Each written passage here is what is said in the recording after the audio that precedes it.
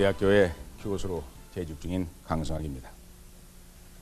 오늘날 국제정치학 분야에 있어서 냉전 종식 이후에 기존의 모든 이론들은 도전받고 있습니다.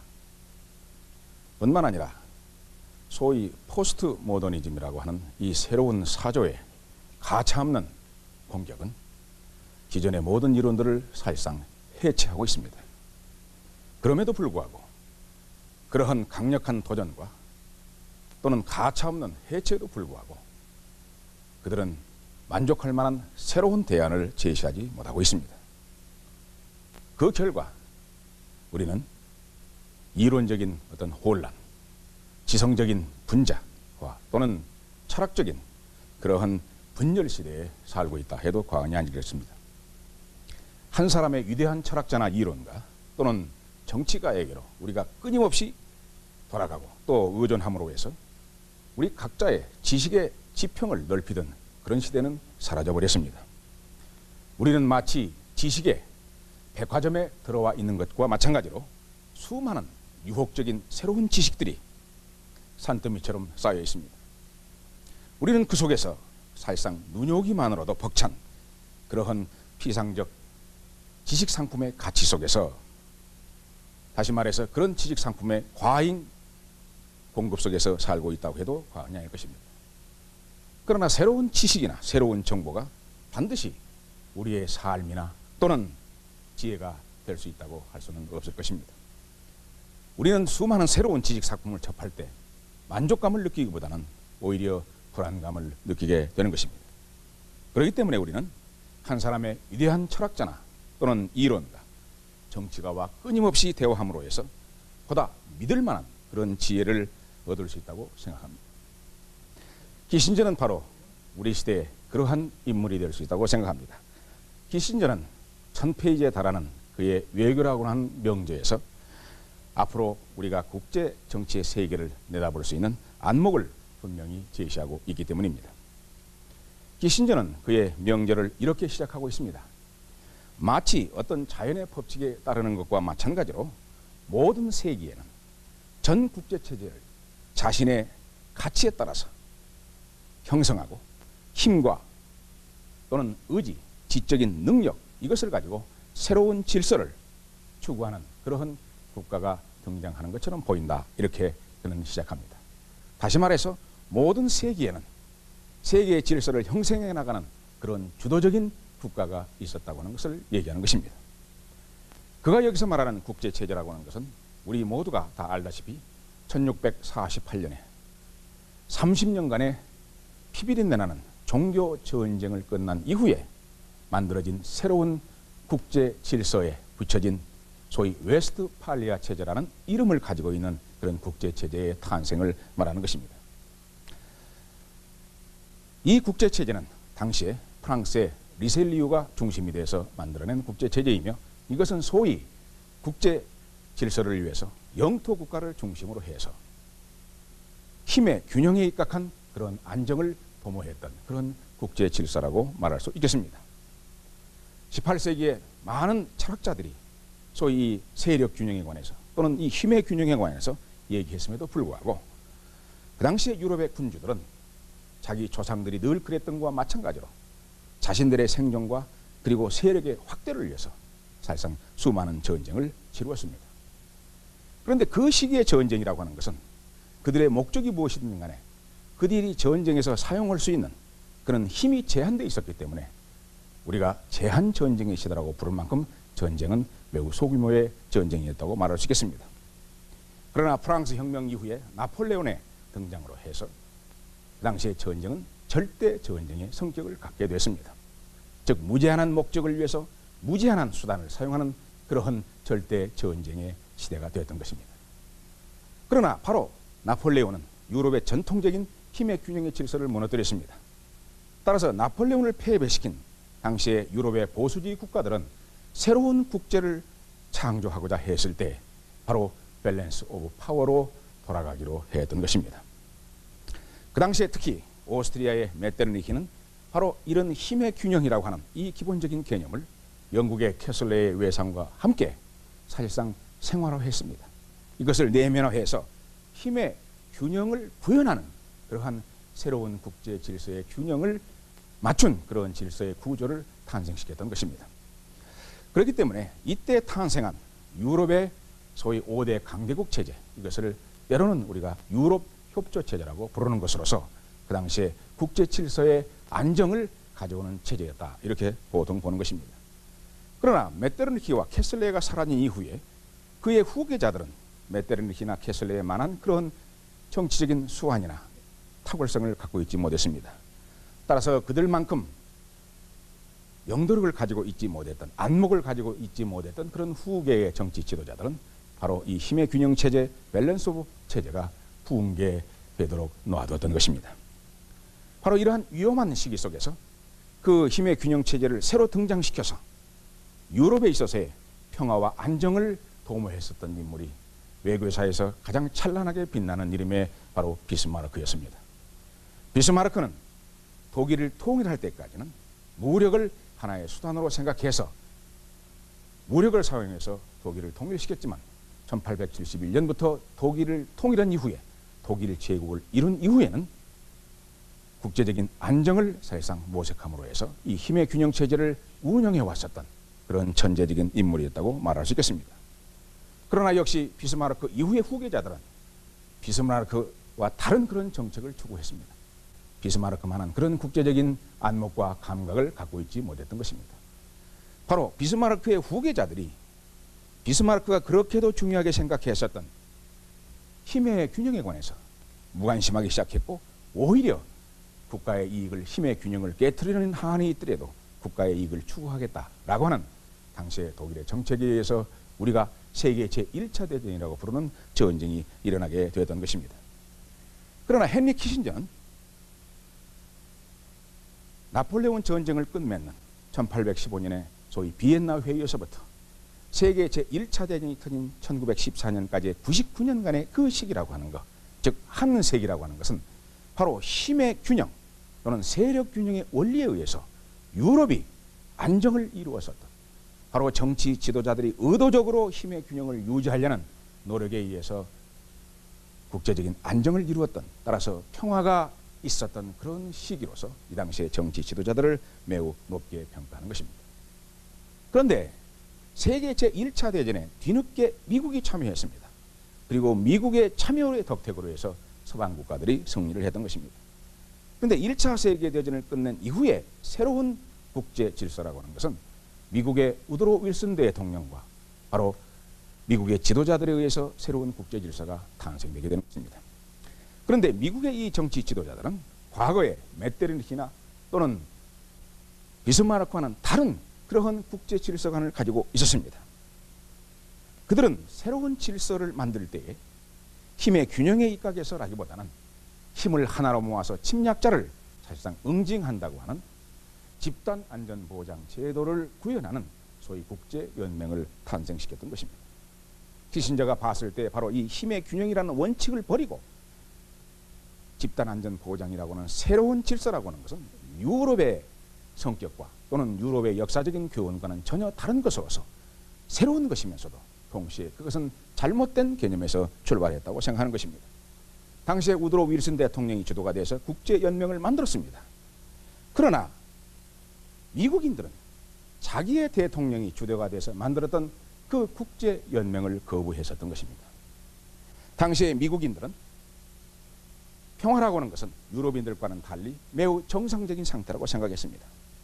그렇기 때문에 평화라고 하는 것은 정치 지도자들에 의해서 꾸준하고 그리고 의식적으로 노력함으로 해서 힘의 균형을 유지함으로 해서 얻어지는 것이 아니라 평화는 정상적인 것이고 침략자가 있을 때는 그것을 힘을 모아서 응징하면 된다고 생각했었던 것입니다. 그런데 막상 집단안전보장 제도를 실현하기 위한 국제연맹이 탄생할 때에 미국인들은 만약에 모든 침략자를 응징하는 그런 집단안전보장제도의 원칙에 따라서 미국이 만약에 군사력을 동원하게 된다면 미국은 무차별적으로 모든 분쟁과 전쟁에 참여하게 된다라고 하는 것을 미국인들은 수용하기 어려웠던 것입니다.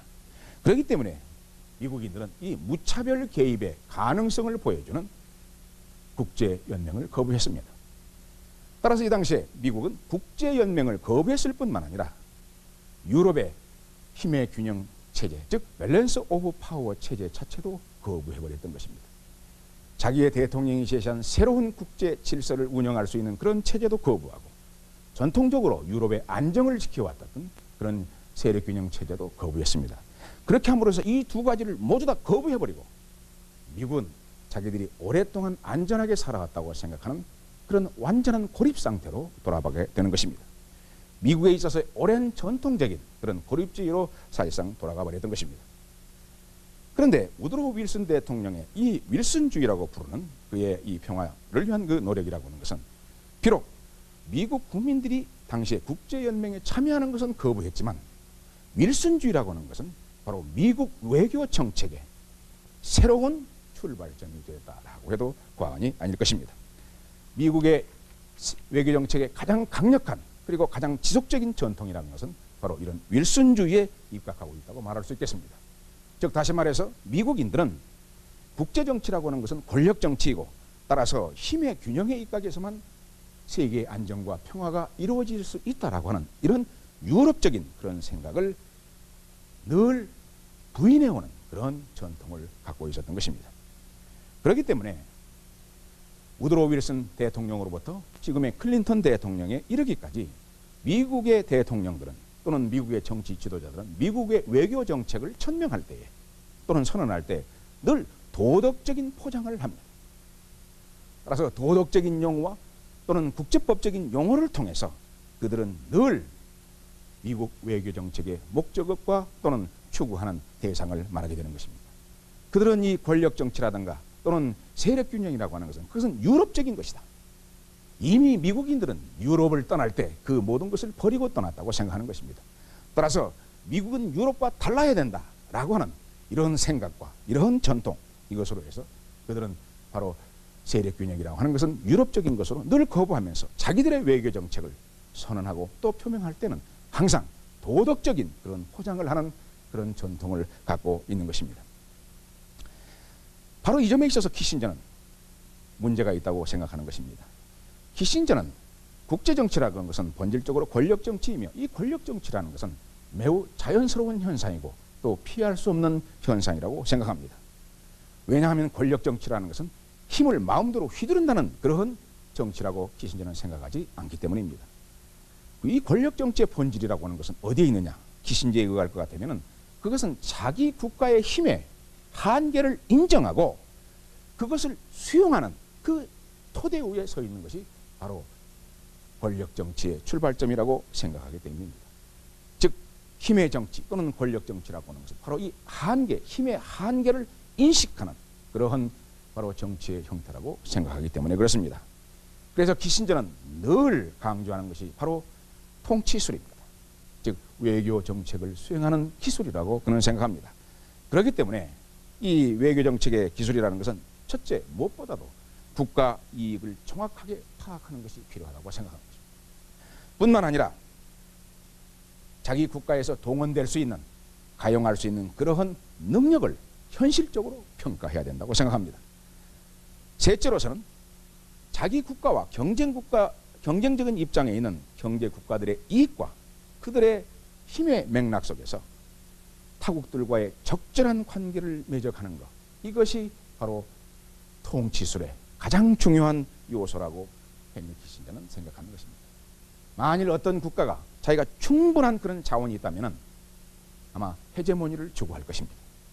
그러나 전 세계를 사실상 지배할 수 있는 그런 힘을 가지고 있다면 그 국가는 명시적이든 아니면 묵시적이든 간에 다른 국가와의 동맹을 통해서 자국의 힘을 향상시키고, 그렇게 함으로 해서 국가들 사이에 있어서의, 특히 강대 국가들 사이에 있어서의 힘의 균형을 이룰 때, 즉 다시 말해서 밸런스 오브 파워가 이루어질 때 국제적인 안정이 이루어진다라고 키신저는 생각하게 되는 것입니다. 따라서 우리 모두가 알고 있는 것처럼 19세기에 영국의 수상이고 외상을 지냈던 팔머스토어는 이런 말을 했습니다. 국가 간에는 영원한 적도 영원한 친구도 없고 오로지 국가 이익만이 영원한 것이다 라고 말했던 것입니다. 이것을 우리는 팔머스톤의 경구다 이렇게 말합니다만, 헨리 키신저는 바로 이 팔머스톤의 경구가 국제정치의 사실상 본질을 말해주는 것이라고 그는 생각하는 것입니다. 유럽에서 이와 같은 권력정치가 사실상 지배하고 있던 그 시기에 미국은 고립주의 정책을 추구해왔습니다. 19세기에 미국은 이런 세력균형이라든가 또는 권력정치에 끼어들 필요가 없었던 것입니다. 헨리 키신저에 의하면 그것은 미국인들이 스스로 선택했다고 말할 수도 있지만 그것은 미국의 지리적인 조건 때문이라고 생각하는 것입니다. 미국은 두 대양에 의해서, 즉 태평양과 대서양에 의해서 사실상 그렇게 고립주의적인 정책을 추구할 수 있는 일종의 특혜를 받은 것입니다. 헨리 키신저는 19세기의 이 고립주의는 사실상 국제정치의 관점에서 본다면 그것은 하나의 사치스러운 그러한 시기였다고 헨리 키신저는 생각하게 되는 것입니다. 그런데 오랫동안 이런 그 고립주의적인 전통에서 살아온 미국인들에게 권력정치에 대한 이 거부 또는 권력정치에 대한 경험의 부족 또 여기에 개입하지 않으려고 하는 그런 성향은 20세기에 와서 미국 외교정책에 커다란 재앙이 됐다라고 생각하는 것이 바로 헨리 키신저의 입장입니다. 미국은 세력 균형이 아니라 늘 이런 고립주의적인 정책의 전통을 이어감으로 해서 사실상 1920년대에 그들은 2차 세계대전을 막을 수 있는 그런 기회를 상실했다고 생각하는 것입니다. 뿐만 아니라 20세기의 세계 제2차 대전에 참여할 때에도 일종의 십자군 운동과 같은 그러한 정신으로 2차 대전에 참여했을 뿐만 아니라 1950년대와 60년대에 걸쳐서 소위 무차별 반공주의라고 하는 이 기본적인 십자군 운동과 같은 이런 외교 정책의 수행이라고 하는 것은 미국인들이 오랫동안 고립주의에서 사실상 살아왔었던 그 경험에서 나오는 그런 외교 정책의 일종의 잘못된 현상이라고 헨리 키신저는 생각하는 것입니다. 헨리 키신저가 봤을 때 미국의 모든 정치 지도자들이 바로 이 힘의 균형을 몰랐던 것은 아닙니다. 헨리 키신저가 봤을 때 20세기 초기에 소위 시어도르 루스벨트 대통령은 이 세력균형 정책을 잘 이해하고 있었습니다. 물론 1970년대에 리차드 닉슨 대통령도 이런 힘의 균형 정책에 관해서 알고 있었습니다. 그러나 문제는 이런 힘의 균형 정책을 이해하는 정치 지도자가 한두 명이 있었다고 할지라도 미국의 외교 정책의 전반은 이런 유럽적인 힘의 균형 정책의 토대를 둘 수 없었다 하는 것입니다. 따라서 세계 2차 대전에 참전하는 그런 당시의 미국의 상황을 볼 때에도 미국은 바로 힘의 균형 정책에 입각해서 미국의 외교 정책 또는 참정 정책을 정당화하지 않았던 것입니다. 보다 구체적으로 말해서 1940년 유럽에서 히틀러의 지속적인 전쟁에 있어서의 승리는 힘의 균형이 사실상 깨져버리게 됐습니다. 당시의 미국의 프랭클린 델라노 루스벨트 대통령은 힘의 균형을 위해서 이제 미국이 사실상 참여할 수밖에 없다는 생각을 하고 있었습니다. 그럼에도 불구하고 유럽에서 깨어져 버린 소위 힘의 균형 체제를 위해서 미국이 전쟁을 해야 된다라고 하는 것을 미국 국민에게 그는 말할 수 없었던 것입니다. 왜냐? 미국 국민들은 그것은 즉각적으로 거부할 것이기 때문입니다. 그런데 묘하게도 프랭클린 루스벨트 대통령이 가지고 있었던 이 딜레마를 일시에 해결해 준 것, 그것이 바로 일본이었습니다. 일본은 1941년 12월 7일 소위 토라 작전을 통해서 진주만을 기습했고 이 진주만의 기습은 미국이 자동적으로 사실상 전쟁에 참여할 수 있는 기회를 가져다 준 것입니다. 그런데 미국이 전쟁에 참여할 때는 깨어져 버린 균형을 부활시키기 위해서 참여한다 하는 말을 쓰지 않습니다. 유럽에서의 균형이 깨졌기 때문에 전쟁에 참여한다든가 또는 아시아에 있어서의 균형이 깨졌기 때문에 그 균형을 부활시키기 위해서 미국은 전쟁을 해야 된다라고 미국의 정치 지도자들은 말할 수 없는 것입니다. 왜? 미국 국민들은 그것을 거부할 것입니다. 유럽의 국민들은 그것을 수용할 것입니다. 미국 사람들은 그것을 사실상 이해하지 못하기 때문입니다.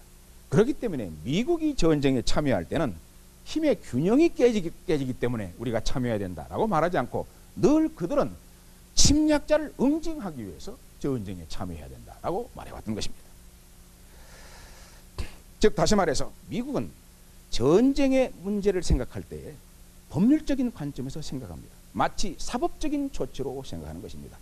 따라서 침략자를 응징하고 무조건 항복을 받아내서 그 전쟁을 치른 정치 지도자들을 심판해야 된다라고 하는 것이 바로 미국적인 전쟁에 대해서 갖고 있는 개념입니다. 이런 개념은 인류 역사를 봤을 때 매우 특이하고 새로운 개념입니다. 그러나 미국은 이처럼 전쟁 문제를 볼 때 또는 국제적인 개인 문제를 생각할 때 이처럼 사법적인 관점 그리고 도덕적인 관점에서 늘 자기 자신들의 정책을 선언하고 정당화하는 그러한 전통을 가지고 있는 것입니다. 어떤 전쟁의 문제를 볼 때 그것이 도덕적인 관점에서 옳은 전쟁이냐 그런 전쟁이냐라고 하는 이 도덕적인 평가를 하는 이 역사는 상당히 오래된 것입니다. 그것은 사실상 중세의 기독교인들이 전쟁을 할 때 자신들의 전쟁에 대해서는 소위 정의로운 전쟁 또는 성전이다라고 하는 개념을 사용했습니다. 그것은 바로 침략자에 대해서 가차없이 응징하는 그런 기본적인 성격을 사실상 말하는 것으로서 미국의 외교 정책에는 바로 그런 중세의 정의로운 전쟁이라고 하는 소위 기독교적인 그런 시각이 여전히 중요한 역할을 하고 있다 하는 것을 우리는 깨닫게 되는 것입니다. 그래서 2차 세계대전이 끝난 이후에 전쟁에 승리함으로 해서 평화가 왔을 때에 미국은 다시 새로운 세계 질서를 만들 때에 윌슨식으로 생각을 했습니다.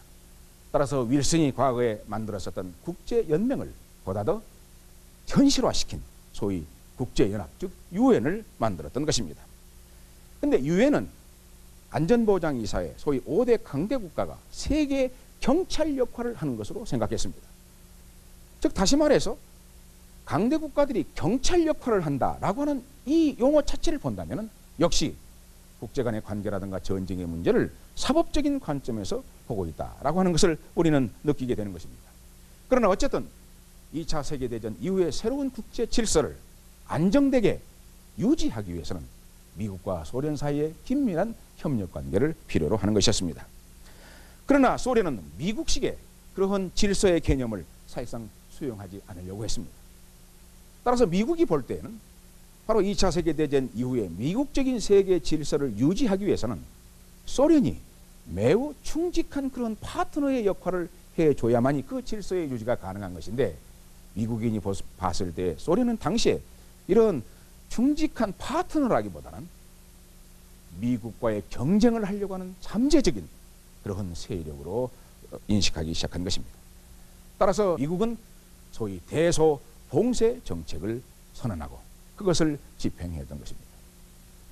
이 소위 봉쇄 정책, 컨테인먼트 폴리시라고 하는 것은 그 내용을 가만히 들여다본다면 그것은 사실상 일종의 힘의 균형 정책, 즉 서로가 견제하는 그런 성격을 본질적으로 가지고 있는 바로 밸런스 오브 파워의 정책의 새로운 표현이라고 말할 수 있겠습니다. 그러나 그들은 설명할 수가 없었던 것입니다. 그들은 미국의 외교 정책, 이 봉쇄 정책을 설명할 때 따라서 그것은 보편적인 용어로서 사실상 설명해야만 했습니다. 따라서 그 보편적인 용어로 설명하는 것이 바로 무엇이냐? 그것이 바로 자유우방 국가들, 자유주의 국가들을 수호한다는 것입니다. 바꿔서 말하면 반공정책이었던 것입니다. 그리고 이것이 보편적으로 국민의 지지를 얻기 위해서는 그것이 강력한 호소력을 가져야 됩니다. 따라서 미국은 무차별 반공주의 정책을 사실상 이 봉쇄 정책에 적용했었던 것입니다. 따라서 그들이 사용하는 미국의 정치 지도자들이 사용하는 용어는 바로 그런 수사학적으로 봤을 때는 바로 이런 도덕적이고 보편적인 개념으로서 미국의 정책을 설명했습니다. 그러나 미국의 정치 지도자들이 실제로 행동할 때는 바로 윌슨주의적인 그런 개념에 입각해서 행동했던 것은 아닙니다. 그들은 이 봉쇄 정책을 사실상 밸런스 오브 파워의 정책으로서 실제로 집행했었던 것입니다. 즉 다시 말해서 이 밸런스 오브 파워 정책이라고 하는 것은 양극체제 속에서는 미국과 소련의 양극체제 속에서는 상대방의 영향권을 그대로 인정하는 것입니다. 그리고 개입하지 않는 것입니다. 따라서 미국은 예를 들어서 1950년에 헝가리의 반란 상황이 있을 때라든가 또는 1968년에 체코 사태가 있을 때 그들은 개입하지 않았습니다. 그것을 소련의 영향권으로 인정해버렸던 것입니다. 따라서 미국의 외교 정책은 그들이 말로 하는 선언과 실제로 행동 사이에 상당한 간격과 늘 차이를 보여주게 되는 것입니다. 그럼에도 불구하고 아시다시피 미국은 냉전에서 승리했습니다. 따라서 여기에 매우 중요한 역사적인 하나의 아이러니가 있는 것입니다. 왜냐? 냉전에서 승리했었던, 즉 미국 외교 정책의 봉쇄 정책이 승리하는 가장 중요한 비밀, 그것은 어디에 있었냐? 미국 외교 정책의 말과 행동이 달랐기 때문에 오히려 성공할 수 있었다라고 하는 매우 아이러니컬한 그런 결과를 가져오게 됐던 것입니다. 그러나 헨리 키신저가 봤을 때는 이 말과 행동의 차이가 대단히 위험스러운 것이라고 생각하는 것입니다. 21세기 헨리 키신저는 분명히 냉전 종식 이후의 국제세계는 다극적인 체제가 지배하는 체제가 될 것으로 보는 것입니다. 즉 미국은 그의 군사력인 면에 있어서는 패권적이고 최고의 군사를 가지고 있지만 우리 시대의 군사력이라는 것은 사실상 별 큰 의미를 갖고 있지 못한다고 생각합니다. 그것은 제한된 가치가 있을 뿐이라고 생각하는 것입니다. 그렇기 때문에 미국과 유럽과 일본, 중국, 그리고 여전히 러시아, 그리고 어쩌면 인도가 여기에 참여하는 이런 강대 국가들을 중심으로 해서 국제 질서가 진행될 것이라고 그런 생각하는 것입니다. 그런데 이처럼 5개 내지 6개의 국가가 참여하는 국제 정치를 미국은 그것을 운영해 본 적이 없습니다. 역사적으로 단 한 번도 미국은 다극 체제를 운영해 본 적이 없는 것입니다. 즉 많은 국가들 사이에 한 강대 국가로서 행동한 그런 경험이 사실상 별로 없다고 하는 것입니다. 따라서 미국은 이런 복잡한 국제 체제 속에서 하나의 강대국으로 기능하기 위해서는 유럽으로부터의 경험을 배워야 된다고 하는 것이 키신저의 생각입니다. 오늘날 우리는 냉전 종식 이후의 세계는 소위 점증하는 세계화 시대에 살고 있다고 말합니다. 동시에 또 한편에서는 기존의 질서들이 분열되는 그러한 소위 프래그멘테이션의 시대에 살고 있다고 말합니다. 한쪽으로는 세계화가 이루어지고 또 한쪽에서는 더욱더 세분화되는 분열을 경험하고 있습니다. 따라서 이렇게 복잡하게 변하고 있는 이 세계 속에서 미국이 마음대로 이 세계를 지배할 수도 없고 그렇다고 해서 이 세계로부터 완전히 철수하도 없는 그러한 매우 애매한 딜레마의 상태에 빠져 있는 것, 이것이 바로 미국 외교정책의 입장이라고 생각하는 것입니다. 지배도 안 되고 그렇다고 해서 과거처럼 고립으로 돌아갈 수도 없고 이런 상황에서 바로 유럽으로부터 배워야 되는 것은 바로 밸런스 오브 파워 체제를 운영했던 유럽인들의 전통과 경험이라고 헨리 키신저는 생각하는 것입니다.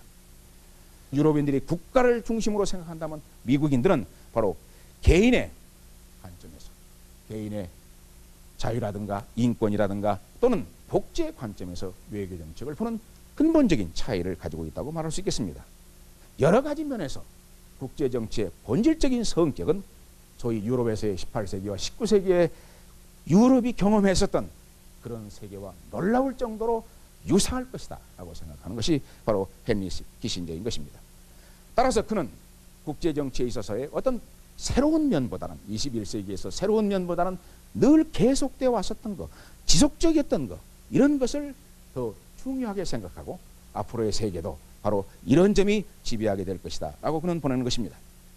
그렇기 때문에 21세기에는 완전히 지배하는 국가도 없고 또 그렇다고 해서 모든 국가들이 각자 고립주의에 빠져갈 수도 없는 이런 세계 속에서 특히 미국 자신이 과거처럼 완전히 고립정책으로 돌아갈 수 없는 그런 상황 속에서 미국은 유럽과 아시아에 있어서 즉 다시 말해서 전 세계의 힘의 균형을 유지하는 그런 정책을 추구해야만이 세계 질서의 유지에 미국이 기여할 수 있다고 생각하는 것입니다. 그러한 목적을 달성하기 위해서 그런 과업을 성공적으로 수행하기 위해서는 일순주의적인 요소를 상당 부분 미국은 버려야 된다고 헨리 키신저는 생각합니다. 그리고 유럽인들이 늘 생각해왔던 것과 같은 그런 재래식의 국가 이익의 개념에 입각해서 외교정책을 수행해야 된다고 헨리 키신저는 주장하는 것입니다. 구체적으로 말해서 미국은 주요 국가들이 가질 수 있는 그런 어떤 불안감을 완화시키는 데 미국이 노력을 해야 되겠고, 두 번째는 국제 질서를 뒤엎을 정도로 야심적인 그런 국가에 대해서는 억제를 해야 되는 것이다. 그리고 세 번째는 위험스러운 갈등을 해소하는 데 있어서 미국은 적극적으로 중요한 역할을 수행해야 된다고 생각하는 것입니다. 따라서 미국이 일순주의적인 그런 수사학을 버리고 재래식 국가 이익의 개념에 입각해서 외교 정책을 수행할 때만이 미국은 말과 행동의 차이가 사실상 줄어드는 그런 외교 정책을 수행할 수 있다고 생각하는 것입니다. 그렇다면 소위 미국이 앞으로 수행해야 할 힘의 균형 정책이라고 하는 것은 어떤 것인가? 헨리 키신저에 의할 것 같으면, 그리고 역사적으로 우리가 생각한다면 힘의 균형 정책을 수행하는 데는 두 가지 방법이 있습니다. 하나는 영국식의 방법이고 하나는 비스마르크식의 방법입니다. 영국식의 방법이라는 것은 평화시에 동맹을 맺지 않습니다. 그리고 힘의 균형이 깨졌다고 생각할 때 약한 쪽을 사실상 도와줌으로 해서 균형을 잡으려고 하는 것, 이것이 바로 영국식입니다. 그렇기 때문에 영국식은 사태가 사실상 악화될 때까지 기다리는 그런 성향을 보여줍니다. 그러나 비스마르크식이라고 하는 것은 동맹체제를 유지하면서 일어날 수 있는 그런 잠재적인 갈등을 직접 사전에 예방하는 그런 예방 외교를 통해서 국제 질서를 관리해 나가는 것입니다. 따라서 비스마르크는 자기의 그런 노력을 사실상 정직한 중재자, 어니스트 브로커라고 해서 이 어니스트 브로커의 역할을 통해서 국제적인 안정을 유지하려는 행동을 보여왔던 것입니다. 그런데 이 비스마르크식의 국제정치의 통치술이라고 하는 것은 정치 지도자의 사실상 매우 크나큰 능력, 탁월한 능력을 사실상 요구하게 되는 것입니다. 헨리 키신저가 미국의 외교 정책에 대해서 걱정하는 부분은 바로 미국이 앞으로 주도적인 국가로서 세계의 질서를 유지하기 위해서는 그런 비스마르크와 같은 그런 탁월한 능력을 미국의 정치 지도자들이 보여줘야 되는 것이다 라고 주장하는 것입니다. 그 말은 바꿔서 말하면 미국의 정치 지도자들은 어쩌면 비스마르크와 같은 그러한 능력과 통치술을 보이지 못할 거 아니냐라고 하는 그런 걱정이 깔려 있는 그러한 주장이라고 얘기할 수 있겠습니다. 그렇다면 이 책을 읽은 다음에 우리 한국 사람으로서의 느낌은 어떤 것이 있을 것인가? 물론 이것은 제가 느낀 바를 얘기한다고 볼 수 있겠습니다. 헨리 키신저에 의하면 21세기의 아시아는 19세기의 유럽과 같은 그런 힘의 균형 체제가 될 것입니다. 미국은 아시아에서 바로 밸런스 오브 파워를 뒤엎을 정도의 상황이 된다면 그것이 미국의 국가 이익에 중대한 위협이 된다 해서 미국은 적극적으로 개입하게 될 것입니다. 그런데 문제는 미국이라고 하는 나라는 4년마다 선거를 하고 정치 지도자들이 자주 바뀝니다. 그렇기 때문에 비스마르크적인 그런 힘의 균형 정책을 계속해서 수행하지 않고 만약에 영국식의 소위 세력 균형 정책을 미국의 정치 지도가 채택하게 된다면 미국은 국제적인 분쟁, 특히 이 힘의 균형에 결정적인 영향을 준다고 생각되지 않는 그런 미국인들이 봤을 때 작은 분쟁이나 갈등에 대해서는 불간섭의 원칙을 적용하는 것입니다. 즉 다시 말해서 미국인들은 월남전 이후에 제2의 월남전은 없다. 미국의 국가에게 결정적인 영향을 주는 것이 아닌다면 미국은 거기에 개입하지 않으려고 하는 그런 성향을 보여주고 있다고 할 수 있겠습니다. 그렇기 때문에 미국이 이처럼 불간섭의 원칙을 사실상 적용하게 된다면 그것은 도덕적으로 포장될 것입니다. 즉 간섭하지 않는다. 즉 타국의 문제에 간섭하지 않는다라고 하는 이 도덕적인 순수성으로 그렇게 무장할 수 있습니다. 그렇게 포장할 수 있습니다. 그러나 사실상 그렇게 오인된다고 말해도 과언이 아닐 것입니다. 왜냐하면 미국은 불간섭의 원칙을 사실상 적용할 때는 미국 스스로가 주도적인 그런 국가로서 지불해야 할 대가를 지불하지 않겠다는 것입니다. 즉 미국도 사실상 무임승차하겠다고 하는 것입니다. 국제적인 다국체제에 있어서의 가장 중요한 문제점은 어디에 있느냐? 어떤 국가든지 주도적인 책임을 갖지 않고 모든 국가들이 다 같이 무임승차하겠다라는 생각을 함으로 해서 누구도 책임있게 분쟁과 갈등의 해결을 위한 노력을 하지 않음으로 해서 그것이 바로 대규모의 전쟁으로 화할 수 있다 하는 것이 바로 이 다국체제의 가장 중요한 핵심적인 문제점이라고 말할 수 있겠습니다. 한반도의 문제에 관해서 미국은 지금까지 대단히 중요한 문제로 생각해 온 것 같습니다. 그러나 미국인들의 냉전 종식 후의 생각이 한반도의 문제라는 것은 이 아시아에 있어서의 강대국들 사이의 힘의 균형에 결정적으로 영향을 미치는 문제가 아니라고 만약 생각하는 그런 시기가 온다면 한반도의 문제에 관해서 미국은 어쩌면 불개입의 원칙을 사실상 적용할지도 모르게 되는 것입니다. 이것이 사실상 우리를 조금은 불안하게 하는 것입니다. 이렇게 변해가고 있는 그런 이 질서 속에서 우리 한국의 외교 정책에 있어서 가장 중요한 실수가 될 것은 무엇인가 라고 하는 것을 생각해 본다면, 그것은 미국인들이 이 땅에서 스스로 떠나게 우리가 만들어버리는 것입니다. 여기에는 사실상 역사적인 아이러니가 있습니다. 왜냐하면 20세기 초기에 우리의 대한제국에서는 다른 강대국가의 영향력을 억제시키고 특히 일본을 억제하기 위해서 미국이 개입해 줄 것을 늘 요구했습니다. 그러나 그 당시에 미국은 당시에 한반도의 문제라는 것이 미국의 국가 이익에 직결된다고 생각하지 않았기 때문에 우리의 조상들이 그렇게 개입해 주기를 원했음에도 불구하고 개입하지 않았습니다. 따라서 우리는 미국에 대해서 엄청난 원망을 했었던 것입니다. 그런데 거의 100년 이후 21세기 초기에 와서 만약에 우리가 미국이 한반도로부터 손을 떼게 완전히 철수하게 우리 스스로가 요구한다면 20세기의 초기에 우리 조상들이 했던 그 실수를 정반대로 이제 우리 스스로가 와 있는 미국인들을 내쫓는 그러한 정반대의 실수를 사실상 우리가 범하게 될 것입니다. 우리는 지난 반세기 동안 미국의 영향에 의해서, 미국의 노력에 의해서 아시아에 있어서의 질서가 안정됐고 또 한반도의 평화가 유지됐다고 하는 것을 우리는 절대로 과소평가해서는 안 될 것입니다. 그렇기 때문에 헨리 키신저가 바로 미국의 외교 정책의 본질을 말하고 앞으로 방향을 얘기할 때 우리는 미국의 외교 정책의 상당한 변화의 가능성을 사실상 짐작할 수가 있고, 잘못했을 때에는 우리는 20세기 초기와 같은 그러한 실수를 또다시 우리가 범할 수 있는 가능성이 있다라고 하는 생각에서 우리가 헨리 키신저의 이 1000페이지에 달하는 이 책을 읽고서 불안감을 느끼는 근거가 된다, 이렇게 말씀드릴 수 있겠습니다. 이상으로서 21세기 국제정치를 이해하기 위한 그러한 4권의 저서를 여러분들에게 소개하는 마지막 시간이 됐습니다.